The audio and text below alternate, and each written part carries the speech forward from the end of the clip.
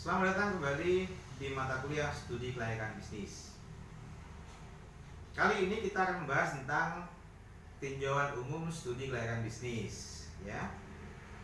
Nah, di dalam tinjauan umum studi kelayakan bisnis ini memiliki standar kompetensi, yakni adalah memahami tinjauan umum dalam studi kelayakan bisnis berkaitan dengan perbedaan studi kelayakan bisnis dan rencana bisnis.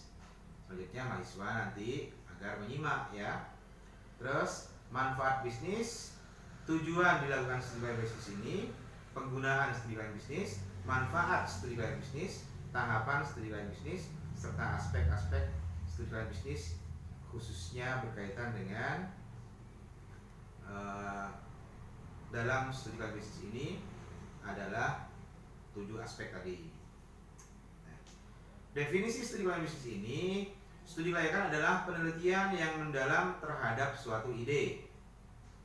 Terus selanjutnya adalah mempelajari secara mendalam, artinya meneliti secara sungguh-sungguh.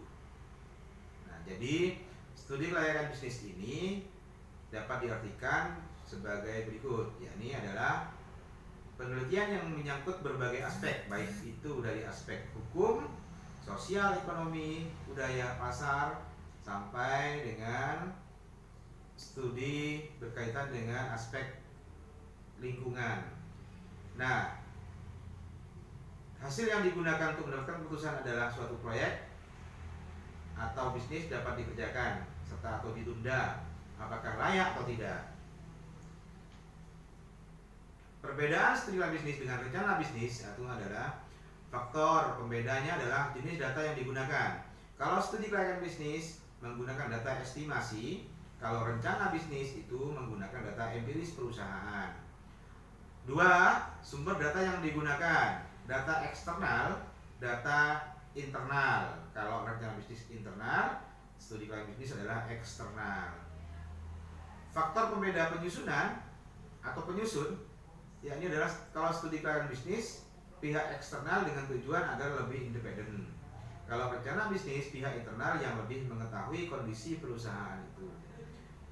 Dari vektor tujuan. Nah, kalau studi kelayakan bisnis ini menilai kelayakan sebuah ide bisnis. Selanjutnya kalau rencana bisnis membuat rencana bisnis yang akan datang. Waktu yang digunakan, kalau studi kelayakan bisnis ini memakan waktu relatif lebih lama, namun kalau rencana bisnis relatif singkat karena data hanya bersumber dari intern saja. Sedangkan kalau yang studi kelayakan bisnis menggali data dari berbagai sumber. Dari segi biaya, kalau studi kelayakan bisnis ini biayanya relatif besar, sedangkan kalau rencana bisnis biaya relatif tidak terlalu besar. Manfaat bisnis itu sendiri adalah memperoleh keuntungan, membuka peluang pekerjaan, memanfaatkan atau manfaat ekonominya diantaranya adalah menambah jumlah barang dan jasa, meningkatkan mutu produk, meningkatkan devisa, tersedia sarana dan prasarana, membuka isolasi wilayah dan memperkuat persatuan dan membantu pemerataan pembangunan. Nah, dari segi manfaat studi kelayakan bisnis ini adalah manfaat finansial, manfaat ekonomi, dan juga manfaat sosial. Manfaat finansial, bisnis tersebut sangat menguntungkan bagi pelaku bisnis sendiri apabila dibandingkan dengan resiko yang ditanggung. Sedangkan manfaat ekonomi, jika dijalankan mampu menunjukkan manfaat makro bagi negara. Salah satu ditunjukkan semakin banyaknya tenaga kerja yang akan terserap nantinya. Dengan manfaat sosial, masyarakat sekitar lokasi tersebut merasa memperoleh manfaat atau bisnis yang dilakukan. Selanjutnya, tujuan studi kelayakan bisnis ini secara garis besar adalah untuk menghindari keterlanjuran penanaman modal yang terlalu besar untuk kegiatan yang ternyata tidak menguntungkan, menghindari resiko kerugian, memudahkan perencanaan, memudahkan pelaksanaan pekerjaan, memudahkan pengawasan, serta memudahkan pengendalian. Lembaga yang memerlukan studi kelayakan bisnis yakni adalah pemilik usaha, kreditor, investor, pemerintah, masyarakat luas, serta pihak manajemen. Nah, aspek-aspek studi keuangan bisnis ini kalau ditinjau dari ilmu penunjang metodologi penelitian statistik komputer, maka disampaikan di situ adalah aspek hukum dalam ekonomi berkaitan dengan aspek hukum, sosiologi aspek lingkungan, manajemen aspek pasar dan pemasaran, teori ekonomi aspek ekonomi sosial, manajemen SDM aspek manajemen dan SDM, manajemen operasional aspek teknis dan teknologi, manajemen keuangan meliputi aspek risiko dan keuangan.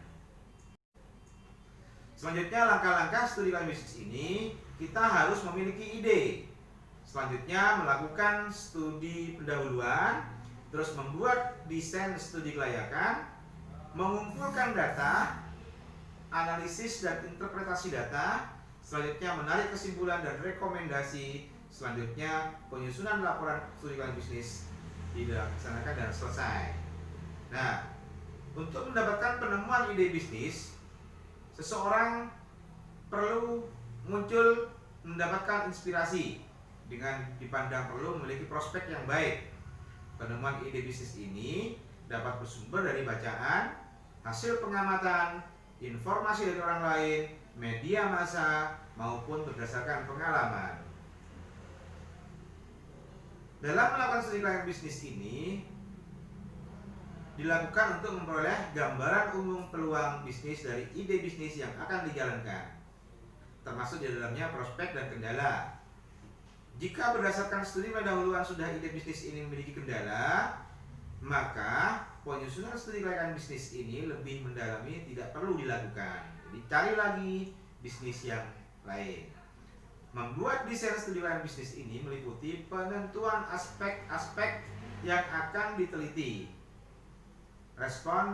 Responden, ya, teknik pengumpulan data, penyusunan kuesioner, alat analisis data, penyusunan anggaran sampai dengan penentuan desain laporan akhir. Dalam pengumpulan data biasanya dilakukan dengan observasi, wawancara, atau mengumpulkan kuesioner. Sedangkan sumber data dapat berupa data primer, data sekunder. Pengumpulan data seringkali merupakan pekerjaan yang memerlukan waktu dan biaya yang besar, sehingga proses pengumpulan data harus didesain sebaik mungkin, tidak ceroboh nantinya, ya. Nah, analisis dan interpretasi. Analisis dan interpretasi ini kita menggunakan metode penelitian kualitatif, ada juga yang kuantitatif. Nah, jadi kalau kita dapat kesimpulan berdasarkan pada hasil analisis data untuk memutuskan suatu ide bisnis layak atau tidaknya suatu kegiatan tersebut. Dan berikutnya adalah rekomendasi memberikan arahan petunjuk tentang tindak lanjut ide bisnis yang akan dijalankan. Jadi kalau kita menyusun laporan SKB studi keuangan bisnis ini, format maupun desain laporan akhir harus disesuaikan dengan para penggunanya. Selain itu, besarnya anggaran untuk penyusunan studi kelayakan bisnis juga harus dipertimbangkan. Sampai di sini dulu pertemuan di minggu kedua ini. Selanjutnya ada pepatah dari kata pedagang toko cablang.